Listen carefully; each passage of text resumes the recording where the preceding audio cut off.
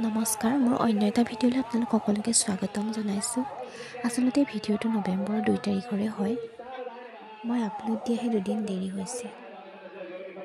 যোৱা 31 অক্টোবৰৰ পৰা 3 দিনজোৰা কাৰ্যসূচীৰে ইয়াত এভাগ মহাৰুদ্ৰযজ্ঞৰ আয়োজন কৰা হৈছিল আৰু 2 তাৰিখৰ দিনটোৱে আছিল একেবাৰে শেষৰ দিন। চাওকচোন এবাৰ পৰিৱেশটো ইমান সুন্দৰ কৰি তুলিছে, ইমান ধুনীয়াকৈ ফুলেৰে সজ্জিত কৰি তুলিছে মন্দিৰভাগ। আচলতে এই মন্দিৰভাগ নতুন নহয়, এই মন্দিৰভাগ পুনৰ নিৰ্মাণহে কৰোৱা হৈছে। সেই উদ্দেশ্যে আজি ইয়াতে এভাগ ৰুদ্ৰ মহাযজ্ঞৰ আয়োজন কৰা হৈছে আৰু এয়া যজ্ঞত তিল অৰ্পণ কৰাৰ দৃশ্য। শুনিবলৈ পোৱা মতে মন্দিৰভাগ 100 বছৰ পুৰণি। এই মন্দিৰভাগ গোলাঘাট জিলাৰ বৰপথাৰ অঞ্চলৰ খেজাৰী জালজুৰি গাঁৱৰ।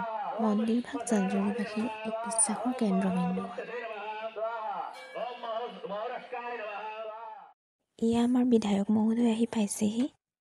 এই মন্দিৰভাগত তেখেতৰ যথেষ্ট অৱদান আছে। তেখেতৰ পূৰ্ণ সহযোগিতাৰ বাবে আজি এই মন্দিৰভাগ নতুনকৈ স্থাপন কৰাটো সম্ভৱ হৈ উঠিছে।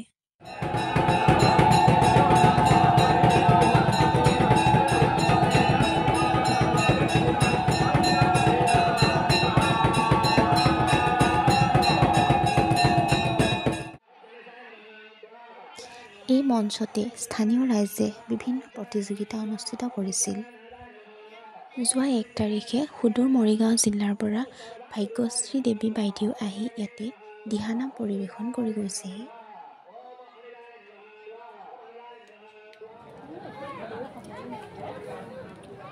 মন্দিৰলৈ অহা সমূহ ভক্তৰ বাবে স্থানীয় ৰাইজে ইয়াতে জলপান লুচি ভাজিৰ ব্যৱস্থা কৰি দিছে।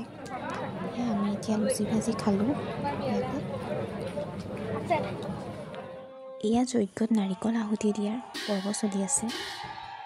অতীজৰে পৰা চলি অহা নিয়ম অনুসৰি মহাৰুদ্ৰ যজ্ঞত হেনো 18টা নাৰিকল আহুতি দিলেহে এই পূজা সম্পন্ন হোৱাক বুজায়।